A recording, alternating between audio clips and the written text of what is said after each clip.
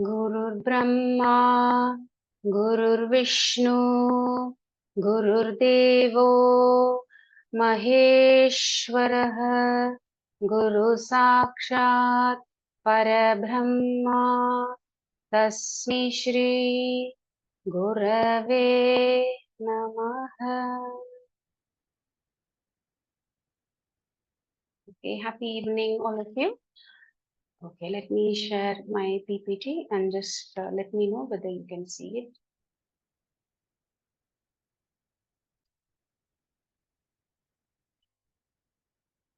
Kindly let me know whether you're able to see the presentation, please. Any one of you? Yeah. Okay. Yes, Vani. Okay. Thank you. So, welcome Yes, to ma'am. Bliss Fitness, founded in 2012, and this is Vani Chandrakumar, the founder of Bliss Fitness. Today, we are going to talk about the foundations of yoga practice. Just a quick intro about me. I have did my PG diploma in yoga therapy in Chennai Sports University, and also I have finished my level 3 in the Yoga Certification Board of India, and titled as Yoga Teacher and Evaluator. And further, I have done teacher training in yoga in Tanjavur University.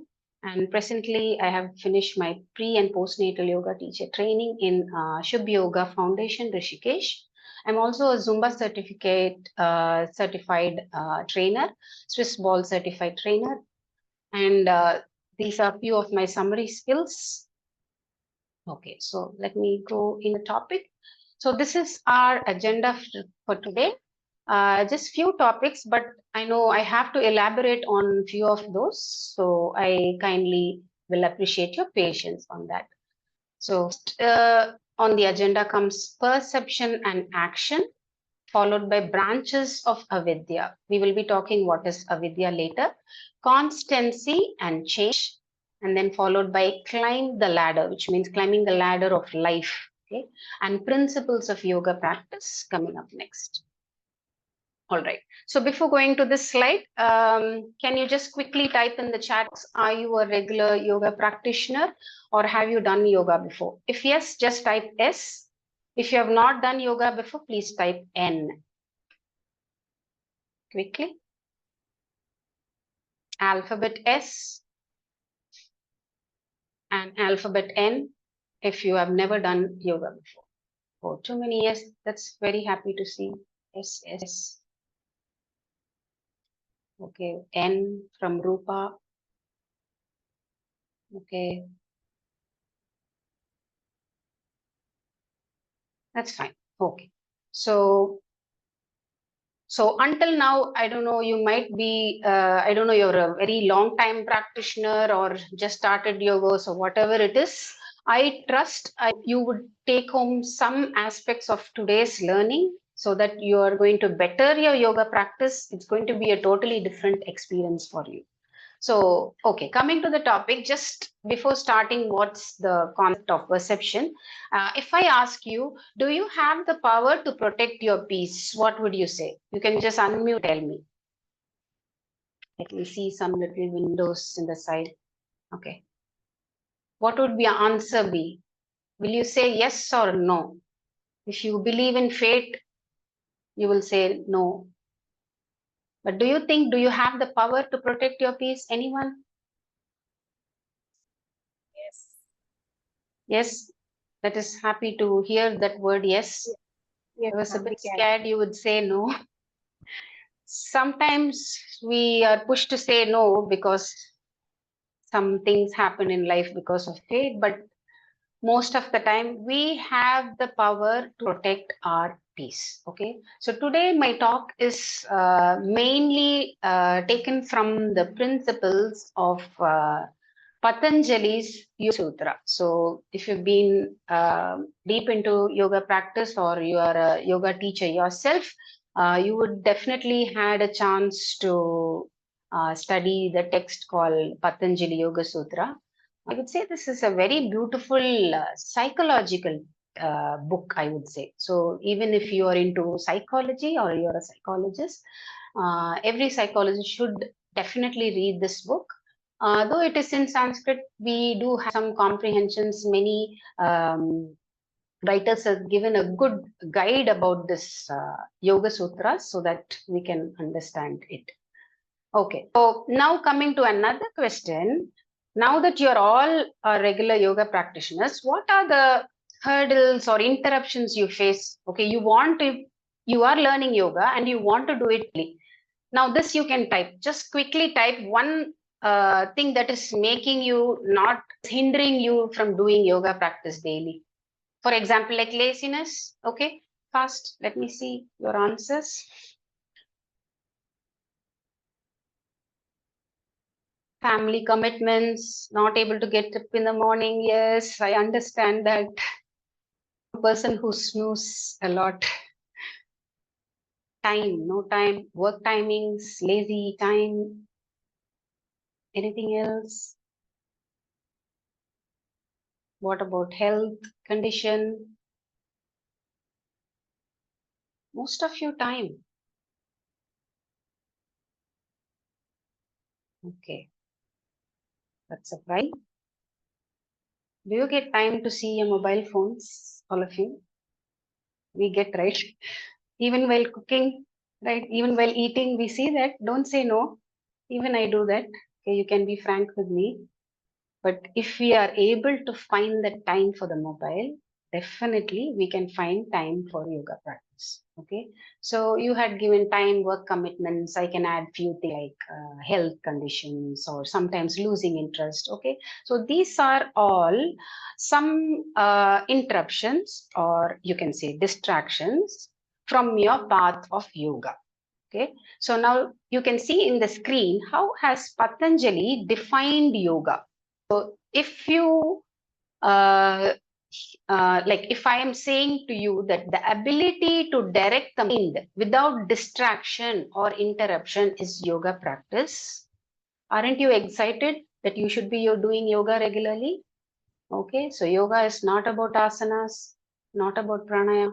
Okay, it is actually the ability for your mind, okay, to be directed towards the practice without the distraction telling I have no time, without that interruption like saying family commitments or health condition. Okay, so this is such a very simple way of defining yoga, right? Usually what is the general yoga definition all of you have heard? We've been hearing this every June 21st. Anybody? What is yoga definition, please? It's an art of living. Okay, what else? One more thing. The usual union of, come on, be interactive. Mind and body. Yeah, mind, body, and soul. So these are some common definitions that has been put into our mind. Okay, but those are some level higher, right? Higher than your understanding. Like how to put everything into one line, how to union of breath, mind, and soul. What is that? Something little above our comprehension. But if you can understand that yoga is the ability to direct the mind without distraction or interruption, it is more accessible. So Patanjali Yoga Sutra is a book where it gives you some comprehensive text, which means any lame person can understand. You don't have to be somebody great in yoga to understand it. Okay, and it shows a path that is very accessible to you. You're a office goer, you're a working professional, or you are a homemaker, or you're living in the city or anywhere. Okay, it gives you some accessible path that you can easily follow. And he doesn't like promote any notion about God, or he doesn't reject God also. See, when we talk about God or some philosophy, sometimes it is not acceptable in some religion or country or philosophies, right? So, or person to person, it differs. So he doesn't bring the concept of God here, but rather he talks about the mind. So that's what it makes this text very beautiful. So jumping into our topic today, let me use this. perception and action. Okay, so before I start, can any one of you unmute and tell me what is perception? Or if you want to type, you can feel free. What is perception? Proper motivation, peace of mind, or point of view towards things? Yes, good, good. Yes, how perception means how we see things, right? So first we are going to see what perception and action. Okay, before that, we all have regular habits like either waking up early or waking up late. So some have the habit of the moment you get up, you want to have coffee, or the moment you get up, you want to go out for a walk. There are different habits you form, right? So these habits, these actions, they all get recorded in our mind. Our mind is a supercomputer. No wonder human found out this computer, right? So our mind is far, far a very advanced computer. So whatever you do, not only do you think, right? Everything gets, you see, everything gets recorded in your mind, and they are called as samskaras. So today we're learning a new term, samskaras, or the habituation in our action and perception, which is recorded in our mind. Now let's see how this samskaras are actually influencing our perception. So anyone, any human being will have two levels of perceptions. Okay, one is Madhu Vidya. Madhu Vidya means knowledge that is very, very pure and very untouchable within us. You can also call this as your soul or God, whoever. Okay? So they say God is within me, God is everywhere, right? So something which you can understand is we all have a very true intelligence. Or otherwise, how is your body working? How is your body digesting your food? Okay, how is your body healing when you're cutting your finger and the next day the skin starts growing? Are you doing any programming for your body? No, right? So let's say we lose somebody and then we still go on with life, right? So everything keeps going on with some intelligence or some true knowledge within us, which is called as a Madhya. That is present. You cannot deny. You cannot say, I'm ignorant. Because I'm coming to the second one, which is avidya. Vidya means, you know, right? Education, true knowledge. Avidya means it is opposite of vidya. So what is avidya? It is a superficial perception. You saw, like, perception means how you see things. So you only see things seen outside, superficial, like how it is looking, how it is made, how when you touch and see, how it is, you feel that. So with that, you persevere something, okay? Or sometimes like incorrect comprehension, okay? So something happens, but you misunderstand like that. Okay, so somebody says something, then you take it in a different meaning and you suffer. So, and confuse gross with subtle. So, gross is something which is you can see, which is very physical. Okay, let's say with our human body is gross. Okay, subtle is all those Madhu Vidya or your mind is everything subtle. Okay, so sometimes we confuse all these and we bring suffering to our own life. So let's say, for example, uh, in a dark room, suddenly you see something like a snake and you scream and you shout, you are all sweating and your heart is beating very fast. Okay. And then suddenly when you switch on the light, you see that is not a rope, that is not a snake and it's just a rope. Okay. So why initially did you scream? Why initially did you suffer? Because you have all those samskaras in your mind. The snake is like this, the snake is curly, it looks like this. Okay, so this is just a simple example, it's not something real, but this is how we see things because we are always acting from what is recorded in our mind. So you can ask, so how can I erase my samskaras?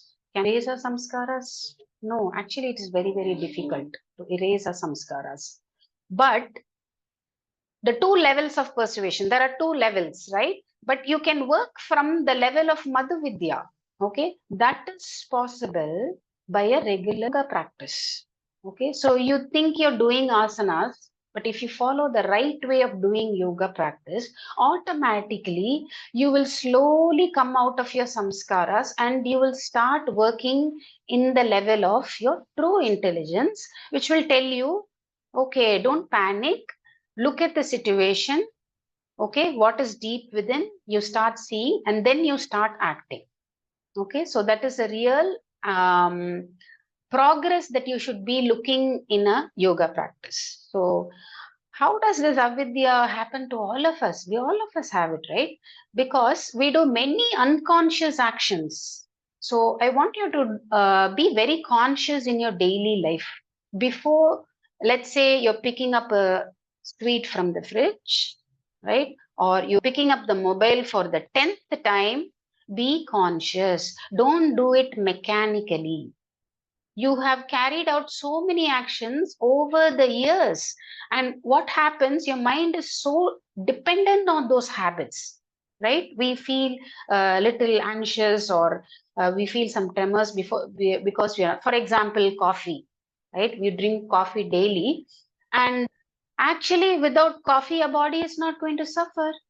But you feel some anxiety or headache and you suffer, I'm not able to have my coffee today. So that is a simple example that you can relate in your life. So to understand all this, first of all, you have to bring that consciousness. You have to accept everybody, not only you, everybody, including me, we have to accept that we are all clouded by avidya, okay, which is the opposite of the Madhu Vidya. So actions of yesterday becomes norms of today. So sometimes, yeah, last point, sometimes even somebody tells you this is wrong. No, you are arguing because you have done it so many times and felt good. And so actions of yesterday has become a norm of today, and you are not able to accept or change for a better. So to the next slide. So that was perception and action. Now we talked about avidya, but do you know that avidya is a very, what you say, a very hidden aspect. It's so hidden that it is very difficult to see how we have that avidya, in what all things we are having that avidya. So when coming to the branches of avidya, they are little more seen. That is seen in the sense they are experienceable. They are experiential. You can relate. So if you see any of these branches of avidya, then you can be very clear. Yes, I am having suffering in my life because I'm having avidya. So at least you will know. See, when a doctor is able to diagnose, okay, you're having fever, it's not coming down, you're coughing, he's not able to diagnose. But once he's able to diagnose, don't you think the treatment starts and you start becoming better? So most of the time we are suffering just because we are blaming other things in life. We are not understanding that we are having the avidya inside us. Okay, so now this is what is going to really help in your life. There are 4 terms. If you know Sanskrit, I think it would be easy to remember. Otherwise, I've given you the English meaning that would be very easy to relate. Ashmita, Raga, Dvesha, and Abhinivesha. Okay, so Ashmita means the ego. So we all have ego, right? So ego doesn't have to be only bad. It can also, okay? So there is a saying in that picture near Buddha's face, ego is an identity of our own construction. Okay, sometimes it's your identity. Okay, you need some identity. So in a way, it is good. Let's say, for example, I've given, I left the B. I have to be better. That is not something bad, right? You want to improve in your life, that is good. Okay, so ego, you can take it forward. But if you say, I am the greatest, definitely the ego is going to pull you down. I know I am right, but if you work from if you work from avidya, sometimes that I know I'm right is going to be wrong. Okay, but if your intuition, some people say, right, I have a feeling deep within me that intuition is telling me Sometimes only we say that, right? Not every time. So those time you should really listen to your heart. Maybe you should close your eyes and sit for a few seconds and just talk to yourself or hear what is your mind is saying. Maybe the real true knowledge, the Madhu Vidya is talking to you. So at that time, if you work in from that, you can actually make your actions better. Going to raga.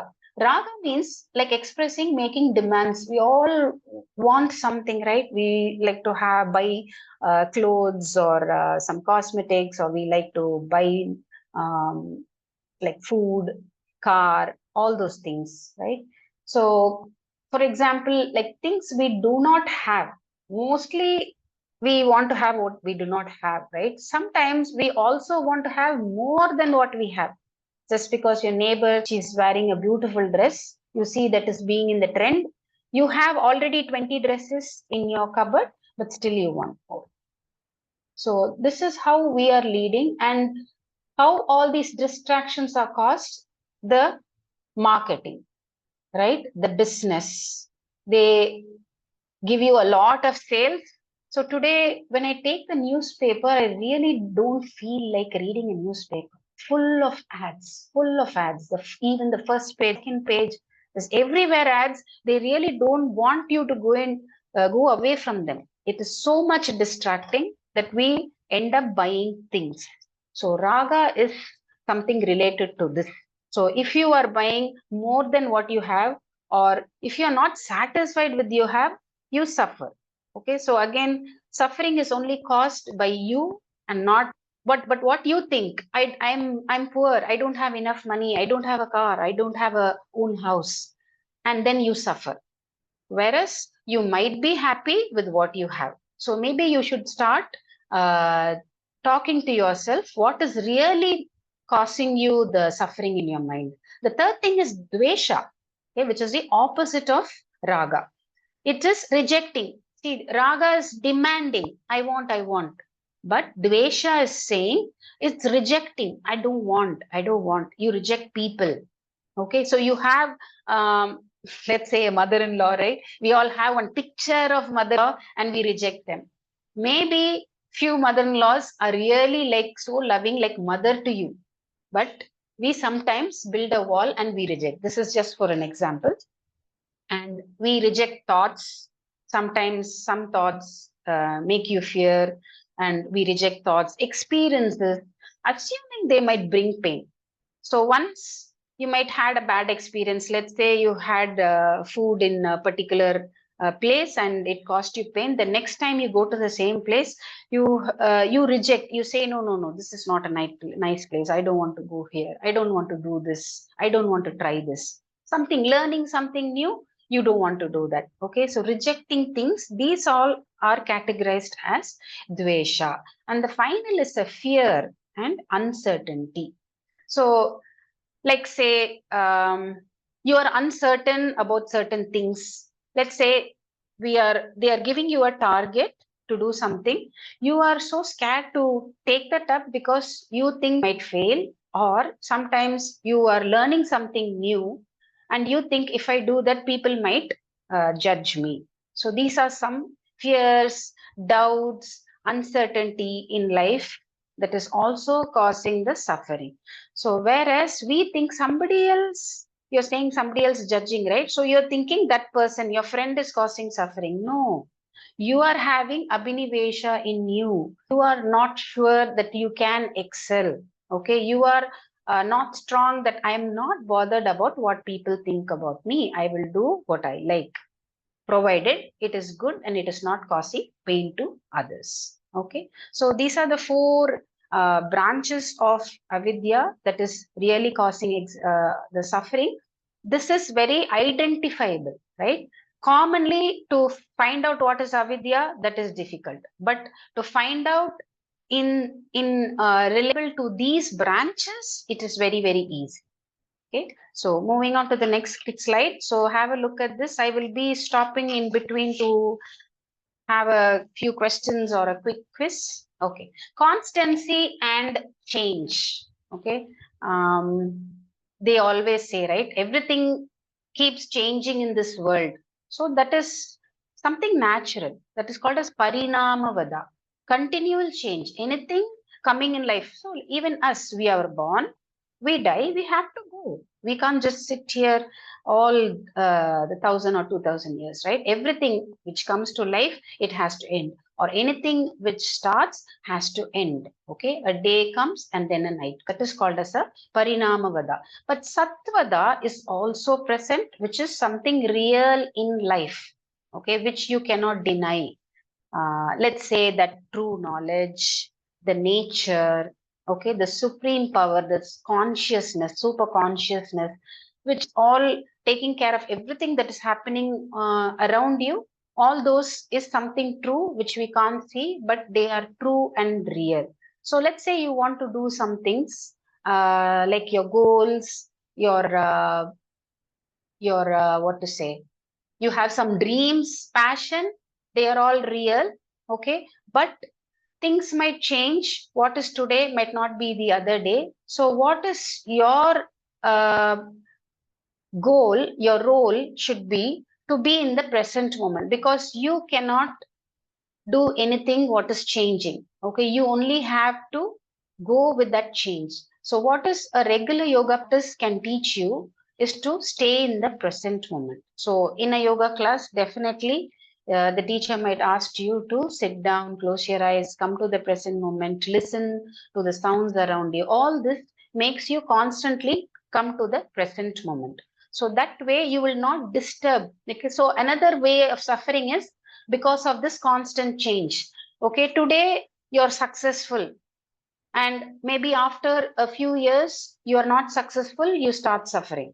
Okay, but if you are able to live in the present moment, you will start taking things calmly, and you will start foreseeing things and understand even this suffering will end one day, because parinamavada is also true, and sattvada is also true. Okay, so quickly, can anyone give a quick recap of what we saw until now?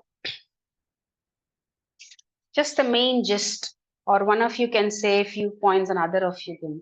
Morning batch, they give me a very beautiful gist of what all I said. Yes, fast. We have only a few more slides to finish. Anything, whatever you understood, just few points. Can you give me a recap of what we saw today? Yeah, first we saw about the Patanjali Sutra, ma'am. Sorry, It's may I like know your name? Because I don't see them. Gandhimati. Gandhimati. Okay, Gandhimati. Gandhimati. Yes, Yeah, Gandhimati. first, I Mm. guess you explained about the Patanjali Sutra and the Okay. definition which they give as ability to direct our mind without any distractions and interruption. Mhm. And then we saw about the perception and action, I guess. Yeah, yes, very good. Yeah, in And we that, learned the term samskara, right? yeah, samskara, correct. And then Okay. about Vidya, there are two types, Vidya and Avidya, which is Vidya means knowledge. And the first one, two things you explained about it. And Yeah, in Madhu that, Vidya and and Avidya. Avidya, yeah. Yeah. In Avidya, we learned some 4 things. I don't Mm. remember the Sanskrit names. Oh, no But problem, no problem. the first thing about your ego, Yes, ego, yeah, we Ashima. can hold it based on the situation. And Mm. if it goes wrong, we should not have that ego in us, in our life. Okay, okay. And the second thing is about, I guess, demands things. Yeah, Accepting the demands, demands. raga. Yeah, Yes. yes. Mm. And the third one, it starts with some D, where you're rejecting some things. Mhm. And Yes. the fourth one is about Dvesha. fear. Yeah, correct, ma'am. The fourth one is about fear. Yes, Abhinivesha. Abhinivesha.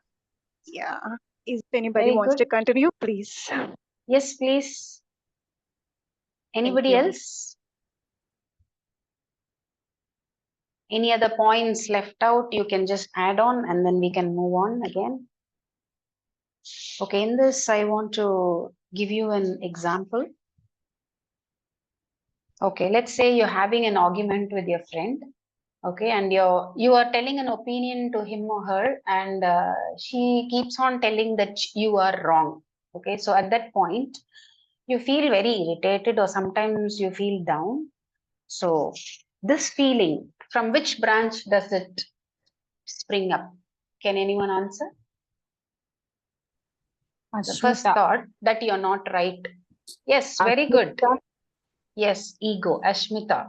Okay, because you know you're right, but your friend is saying no. Okay, so then you're keeping on arguing, and then you just stop talking to her. You reject it. So from which point are you talking? Are you acting now? Dvesa. Abhinvesha. No, actually, it is dvesha. Because sorry, no. Abhinvesha. Dvesha is yes, dvesha is rejection. Correct. The abhinivesha is fear. You are not afraid of Okay. her, but you are rejecting. So, how should you actually handle such a situation? You should accept the criticism. Everybody criticizes. It's okay to criticize. Okay. So, suppose you're wrong, maybe you can make her understand. But first thing is to accept the criticism and then learn from the situation. So now this is the right way of handling a situation so that you don't suffer, you don't end up having a hatred towards her, or you don't end up rejecting some people or some things. Understood? Okay, so now let's go back to our screen.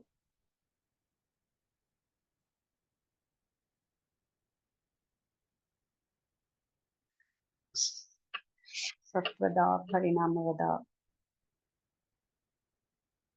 Okay, so now we know, okay, what's the cause of a suffering pathadam. Okay, so how to understand what type of avidya is working, what all the branches are working, then how we can do that. Now to do that, we need to have a proper, what to say, a path, okay, or a program to go up the ladder in your life. So these are the three things in, I didn't put all those yogic terms. This is a Kriya Yoga. Okay, these three terms are the main things for a person to come up in life. This is called as Kriya Yoga with three things called as tapas, swadhyaya, and Ishvara pranidhana. Okay, so let us see the common term. You don't have to learn all these terms. So tapas means heat or cleanse. And more detailed meaning is penance, because we've heard, right, and the Kalathala Munivargalam tabam pannanga. So penance, mortification, strict diet also means tapas. But we cannot relate all those things in the present life. But Patanjali Yoga Sutra, he has defined tapas as a practice of asanas and pranayama. Because this practice heats your body and purify it. Because tapasoda இன்னொரு meaning heat and cleanse. Okay, any yoga practice, it heats your body and therefore it purifies you. So why do you do yoga the early morning or in the evening? Now can you relate the reason? Yes or no?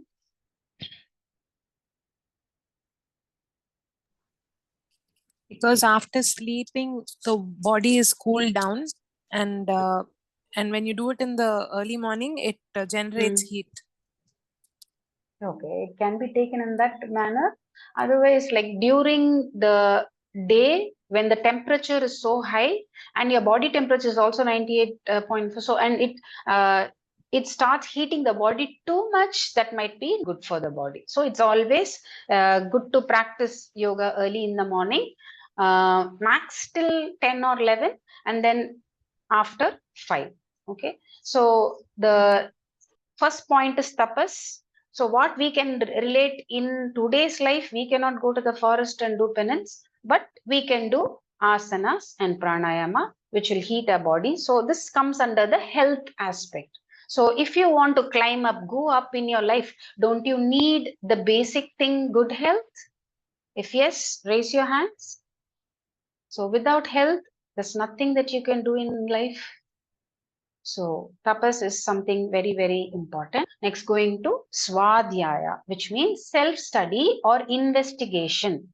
So it can be a very deep self-study, like who we are, what are we, why are we, what is the purpose of our life, and what is your relationship to the world. Okay, or it can be a gentle simple swadhyaya of the practice you do. So today you get into the mat, you're doing something, you're feeling a lot of pain, or your mind is wandering too much, you're not able to listen the class, okay? Maybe after few weeks, you get into the same mat, same teacher, same time, but you feel a sense of calmness, deep focus, okay? So these are things which shows, so you have to do those self-study that can be done in the starting of the session or ending of the session, only seeing how you are able to adapt to the practice of yoga. And it is said that even reading of texts, it can be Patanjali Yoga Sutra, or it can be Bible, it can be Quran, okay? Any text of your religion also gives you a very clear mind, like a mirror. It shows who you are, okay? What you are thinking, what is you, and what is making you suffer this world, okay? So do make a habit of reading good texts which has such good philosophies. Finally, Ishvara Pranidhana, actually it is defined as love of God, or Patanjali says the quality. So he doesn't put in the notion of God, right? So he says quality of action. Okay, how can I explain you that? Now let's say you are doing tapas. It need not be only asanas. You're doing hard work. You are in a profession. You're doing hard work, sacrificing all your time and putting all your effort. You're doing self-study, investigation, you're planning everything, you're seeing how you're progressing, everything you're doing, okay? But do you have a 100% guarantee that you might succeed? Sometimes no, right? Can you be 100% sure? Can we be 100% sure? Okay, I am very healthy today, I have no issues. Okay, but can I be 100% sure that I won't die tomorrow? No, I cannot say that, right? Anything can happen in this world. So, am I going to suffer thinking that I might die? Or am I going to suffer that I'm doing so much of hard work, but I'm not going to see results, or I have not seen results? Are you going to suffer that? That is going to be a little, I would say, a stupidity, right? Because you are losing the present moment. There is a saying which I read, which was a very beautiful thing for us to follow in life. It said, the clock is not ticking, your life is ticking. Okay, every second you are thinking time is going, okay, 1 o'clock, 2 o'clock. No, your life is ticking. Okay, so you are actually losing your time. Every second you're losing your time. So what is in hands now? The present moment. So for which you have to be detached from expectation and only pay attention to your actions. Actions like tapas, action like swadhyaya. Okay, and finally, if you're a very religious person, or you strongly believe God, you just surrender. This is a beautiful word. I strongly believe God, so I generally surrender to God. So whatever is going to happen, I will just ask for the strength. So next time when you go to a temple, don't ask something, okay? Just surrender whatever you have, whatever you're doing. You think, what is that you're doing in your life? If you're not doing anything, how can you ask something, right? So do tapas and swadhyaya, and then surrender everything to God, or just stay detached. Okay, that is what is tapas, swadhyaya, and Ishvara Pranidhana. This can be translated into normal terms like health, inquiry, and quality of action. Tapas can be related to keeping a good health, okay, if you are not very comfortable with these terms. And swadhyaya related to inquiry, and Ishvara Pranidhana to quality of actions. So that is what is going to make you climb the ladder of. Now to the final slide, principles of yoga practice. So from the beginning, I've been telling you, first slide, what did we see? Yoga is the ability to direct your mind away from the interruptions and the distractions, right? Every slide said. So avidya slide, how did yoga come? Regular practice of yoga will help you to slowly open the curtain of that avidya. Okay, and slowly it will allow you to persevere things from the Madhu Vidya. And when you saw the last slide, the three rungs of the ladder, you can do regular yoga practice and then reading yoga text or any other religious text, and then finally surrendering. So everywhere yoga practice. And now this is a principle of yoga practice which is related to the class where you do asanas, the pranayama and all those stuff, meditation and everything, the stuff. So now with all this knowledge, how yoga can make such a transformation in your life, don't you think that you should treat your yoga practice something higher? Okay, it's not just a class, it's not an exercise. So please, when somebody asks what is yoga, don't answer them that it is asanas. Okay, everybody nowadays, they are just getting stuck up with the physical aspect of the asanas. Okay, they are they see only the physical aspect as asanas, and they see somebody who's flexible. Let's say she's doing headstand or she's able to do the splits. Okay, they are so taken up by that, but that is not yoga. If you're able to do that, enjoy that. I'm not saying you shouldn't try, you must try. But if you are not able to do that, you don't have to be dissatisfied, or you don't have to feel inferior at all. So at this point, I would like to say, I cannot do a headstand. I've been into yoga for 13 years, but I cannot do a headstand. I don't feel low for that. Okay, I enjoy what I can do. So take your mind off from the physical aspect, do what all you can do. So for that, you should know what is the meaning of asana. So what is the literal meaning? Anybody? Asana means literal dictionary meaning. Enna solveenga? Pose. Yes, very good. Pose, posture, all those are literal translation. Okay. The Sanskrit root means to say, to be established. Isn't it something very higher? Okay, just doing pose, established in a word. See how intense is that? Rather than doing a pose, being established in a posture. But how can you attain that? Chumma establish panna mudiyadhu, right? You have to attain two qualities of an asana, which is sthira and sukha. So anybody knows Sanskrit here? Can you explain what is sthira and sukha? Yes. Jyoti, you learned Sanskrit. Any idea? Sukha means comfort. Yes, correct. Anybody else?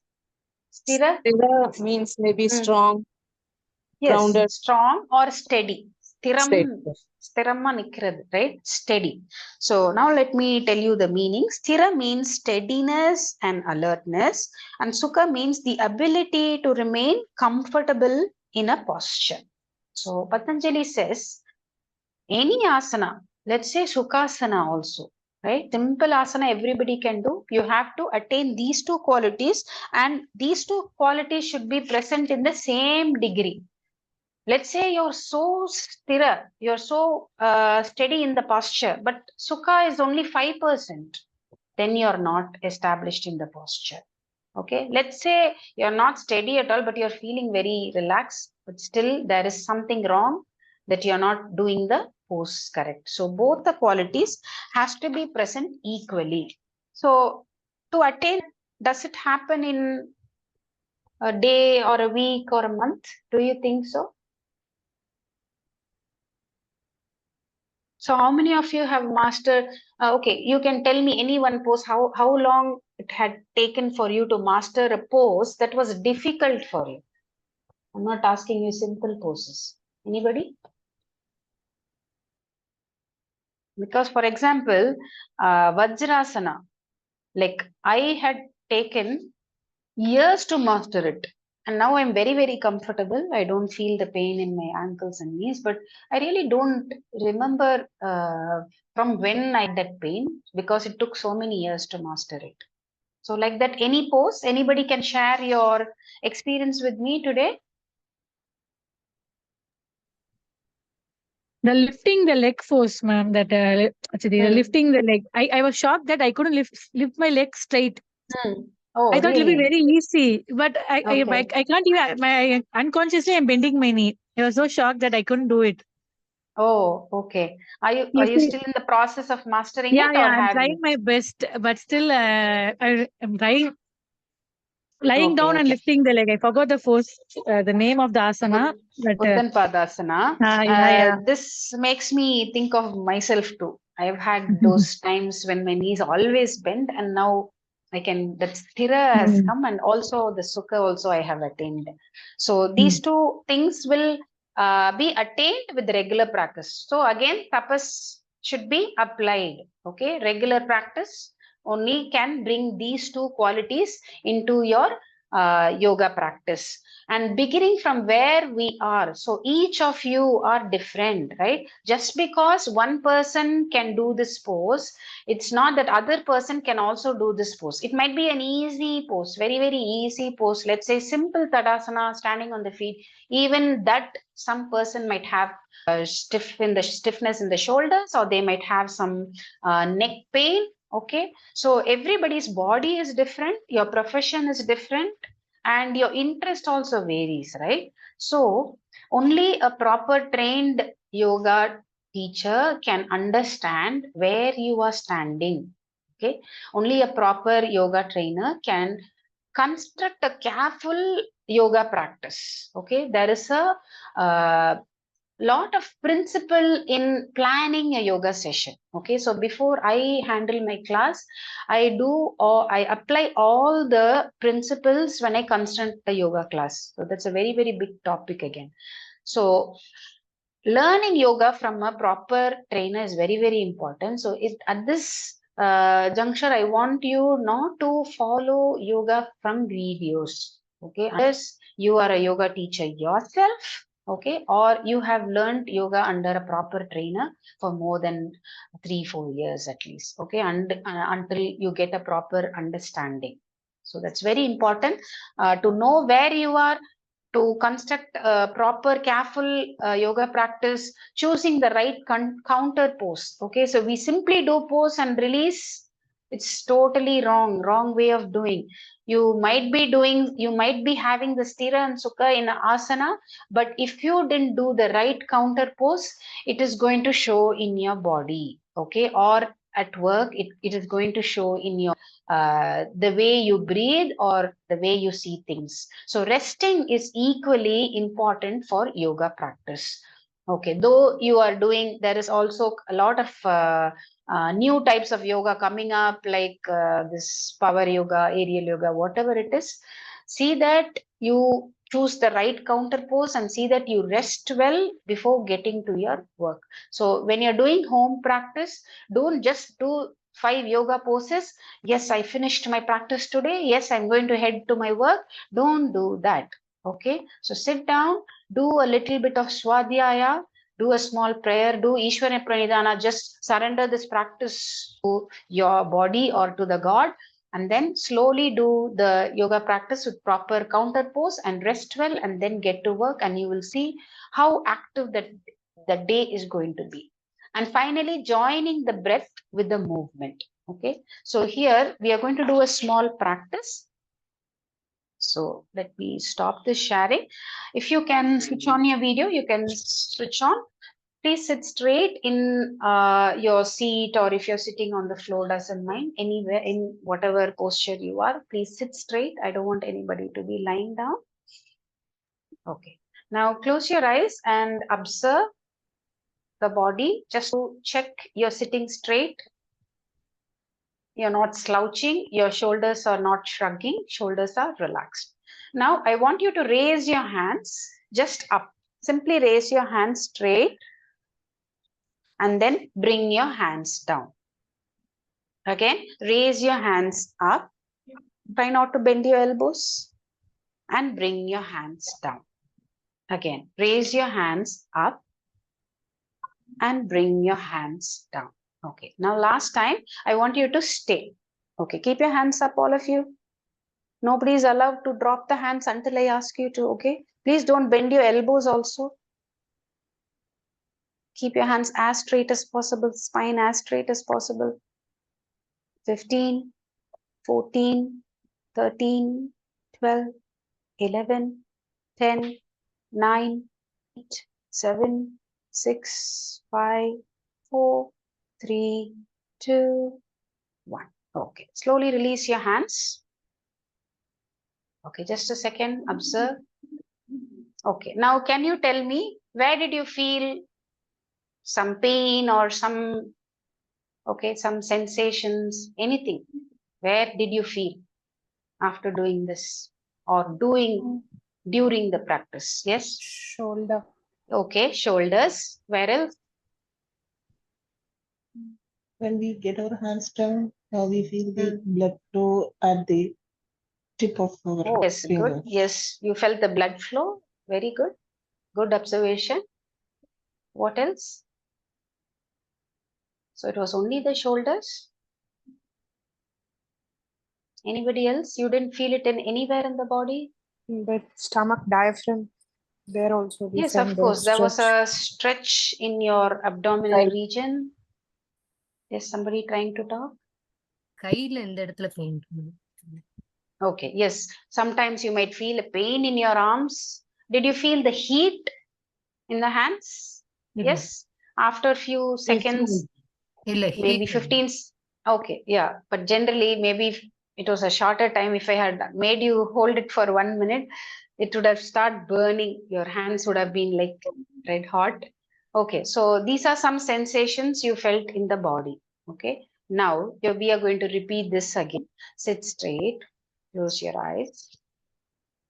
Okay, now breathe in. As you breathe in, raise your hands. Then as you breathe out, bring your hands down. Normal inhalation, take your hands up. Feel the stretch, whatever you felt in the shoulders.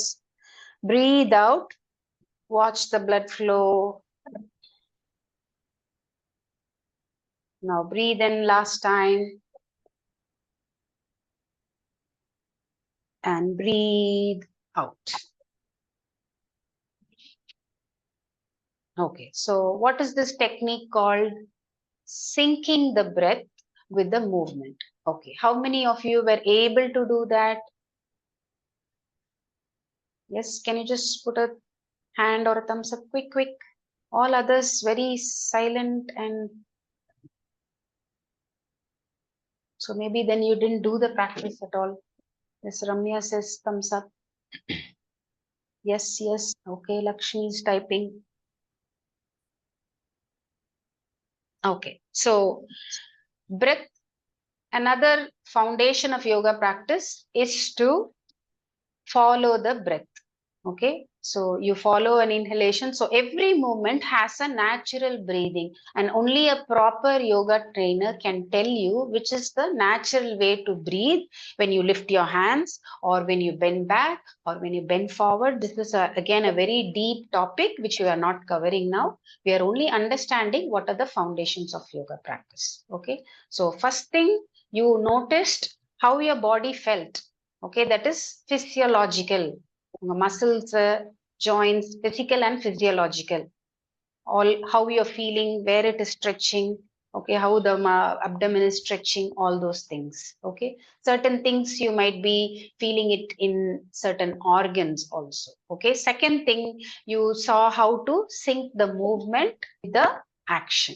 Okay, now last practice you're going to do. Again, I kindly ask you to sit straight with eyes closed.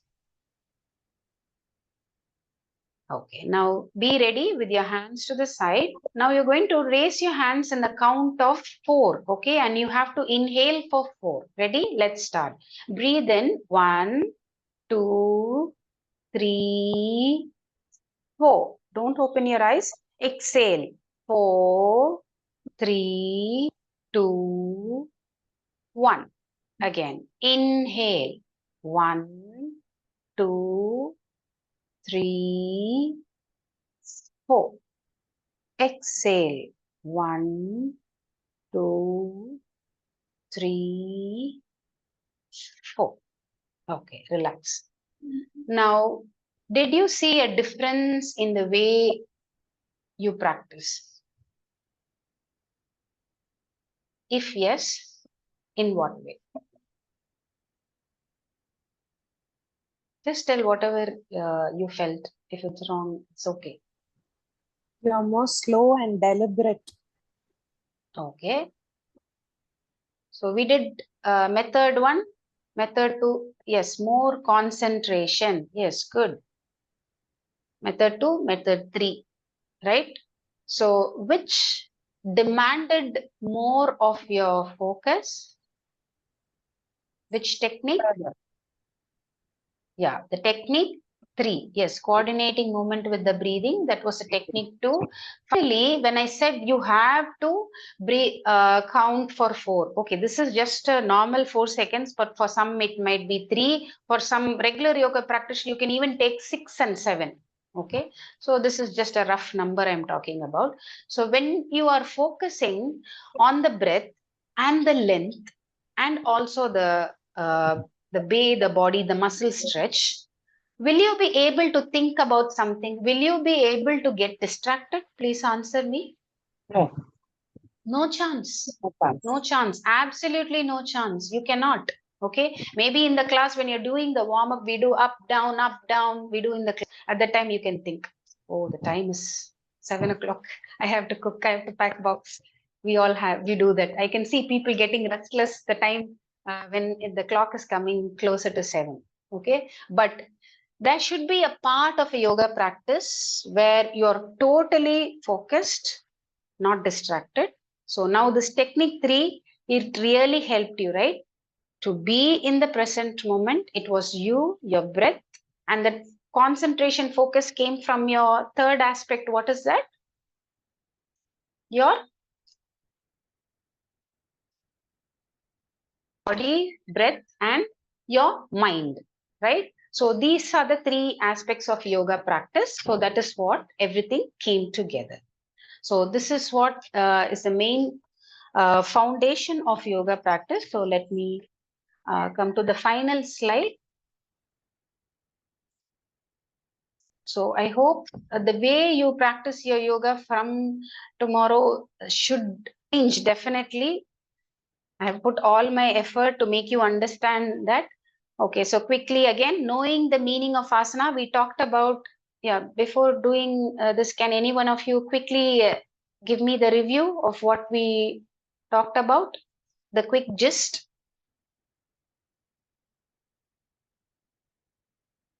After the constancy and change. What are the 3 steps of that ladder? Anybody? We talked about climbing the ladder of life, which is tapas, swadhyaya, and Ishwar Pranidhana. Very good. Okay. And finally, principles of yoga practice. Of yoga practice, sthira and sukha are the 2 qualities to an asana. Yes. Okay. Next, second one. What should be taken care? Resting, counter pose and resting are equally important. Yes. As asanas.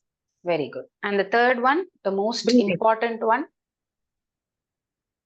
Breathing and like the pose, the asana. Yeah, joining the breath with the movement, because breath is the intelligence of the body. Okay, so breath only can connect your outer body and inner body. Okay, Sthula Shariram is your physical body and Sukshama Sharira is your inner body. So there is no other way that you can go and connect with your mind other than with the regular practice of yoga and breathing and also meditation. So when you follow the right principle of yoga practice with the knowledge of the avidya that is clouding your mind, okay, and with the knowledge of how to go up in the ladder of life, and with the knowledge of in life there is always something changing. Parinamavada and Sattvada always exist, even if you don't like it exists. Okay, with all this knowledge, if you take the path of yoga, definitely your life will be more peaceful. So you have the power in your hands to hold your peace. So that's what I wanted to make you understand. Thank you for your time. And I really take the pride to let you know that Bliss Fitness gives group yoga sessions, therapeutic yoga sessions, personal training, pregnancy and post-pregnancy classes, aerobics, high-intensity interval training, dance fitness classes, and kids yoga training. And on this juncture, I'm happy to introduce, we are planning to introduce step aerobics session. It's a very, very interesting form of workout, suitable for all ages. And just if you have any knee injuries, those of you alone have to avoid such things. Otherwise, it is a very mind engrossing, like how we talked about the yoga practice. This step aerobics keeps you in the moment. You really can't get distracted. Okay, otherwise you will step somewhere else, you will fall down. Okay, it is getting on step up and down. It's such a very interesting step aerobics, which I personally enjoyed when I was abroad. So I'm planning to introduce this in Bliss. So if you're interested, you can contact me for more information. So this is my mobile number, Instagram ID, and you can find me in Google by typing Bliss Fitness Pallikarne. And I have my QR code. Kindly, you can just, scan the QR code and leave reviews in my Google page if you like my session, or if you're my existing student and you haven't given any reviews or stars, you can do so. Thank you for your time. It's 9:05. If you have time, you can stay back and give me some reviews about the session, if it's your time